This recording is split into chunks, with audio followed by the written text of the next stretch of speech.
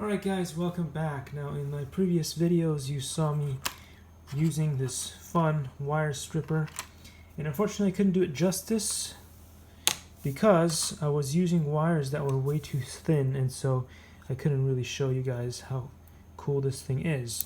Anyway, I get most of my tools and everything from eBay and Walmart for two reasons. One, I'm doing everything on a budget. Two, I don't want to wait like months to get my products. So yep, I'm done with buying things on things like GearBest and Banggood because I need to get my things done quickly, and I just can't wait with all the hassle that's been going on with this, that, and the other. I'd rather buy things that are already in the USA, in a USA warehouse, or how those things go. Anyway, speaking of horrible products, this was the extruder for the 101 Hero, or also as I like to call it, the 101 3D printer.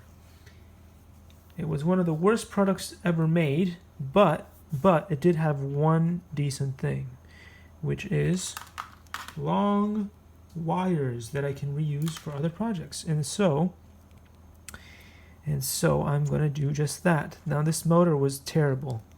It was just one horrible thing, and so I don't care about it. And I'm just going to use Snippety Snip because I love these, and these are super cheap, but they don't behave like super cheap cutters. They cut really well. So we'll do that, and we'll do that.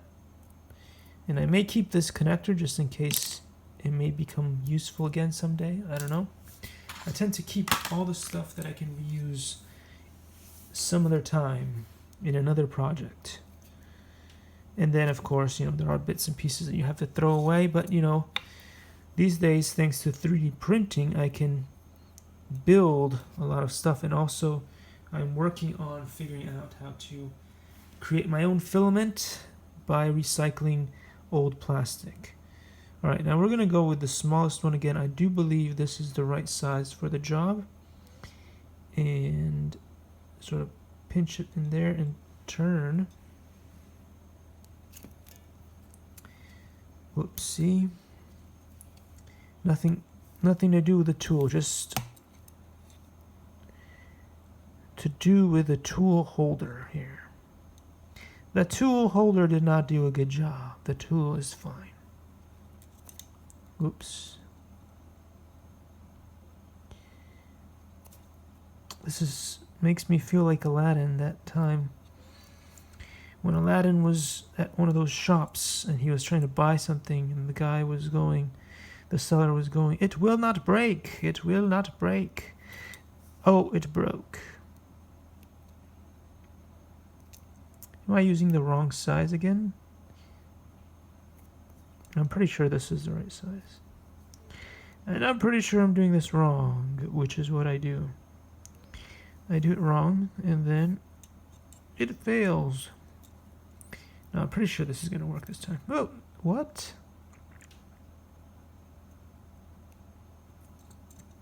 Well, the way I see it, and I'm probably right, this has more to do with the wire itself than the wire stripper. It feels like the wire is too thin again for it to hold on to. So it was doing a good job as it does, but I am not getting this done right. So never mind, I can't really show you guys how cool this is because this is some weird rubber. This, guys, that is covering up these wires is one weird rubber, and so the other way to do it is just grab one of these and just cut it right off, being gentle, and I was able to do it pretty well. But when I think the rubber that's on there is extra extra thin, so it may be smaller than the 0.8 that I'm trying to use here to strip it. And so I can't just do that because it doesn't grip. However, I can start the little thing and then use this, and look at that. That worked really well. So again, I don't think it has anything to do with this being bad. I think that the rubber that's on these wires is kind of odd.